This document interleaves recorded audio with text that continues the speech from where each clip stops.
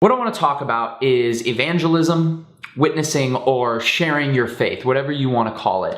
And when people talk about this topic, a lot of the times they like to use the metaphor of planting seeds, which we find that in the parable of the sower. We find that metaphor rooted in several of the Gospels. But I think when we actually think about the act of evangelizing or the act of witnessing, we don't think of it as just planting seeds.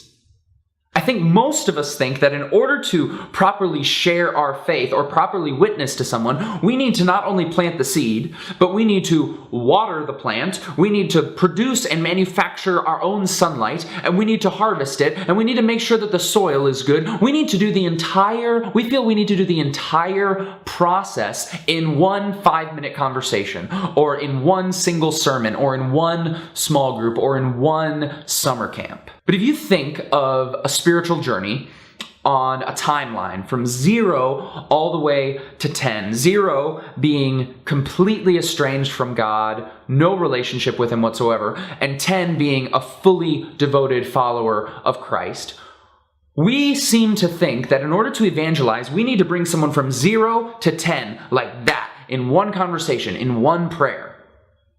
But I would challenge you with this. If you think about your own faith journey, and you think about all the people that helped bring you from 0 to 10, all the people who encouraged you, all the people who taught you, all the people who prayed with you, all the people who spoke into you, all the authors you read, everyone who was a part of that journey, I guarantee you it was not just one person that brought you from 0 to 10. In fact, it was probably hundreds of people, maybe even thousands. At best, at most, we are called to play cameo roles in other people's faith journeys.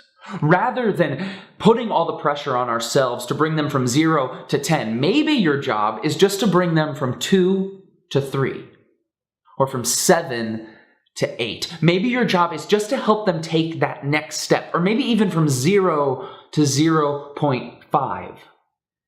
If we return to that metaphor of planting seeds, maybe God is not calling us to be in charge and take full responsibility of the entire agricultural evangelistic process. Perhaps in this moment, in that conversation, in that sermon, your job is simply to plant a single seed, so that later on down the road, months later, years later, someone else can water it.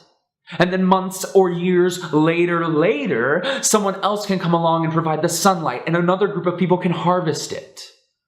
Perhaps we don't need to do it all ourselves. And perhaps you're not even going to be the one to plant the seed. Perhaps your only job is to begin preparing the soil. Because as we learn from the parable of the sower, if the soil is not good, the seed doesn't matter. It's not going to grow. So I hope that perhaps beginning to look at evangelism or witnessing or sharing your faith in this way, I hope that it begins to maybe take a little bit of the pressure off of us to feel like we need to bring someone the entire length of their faith journey. And I also hope that it begins to remove a few of the excuses that we use.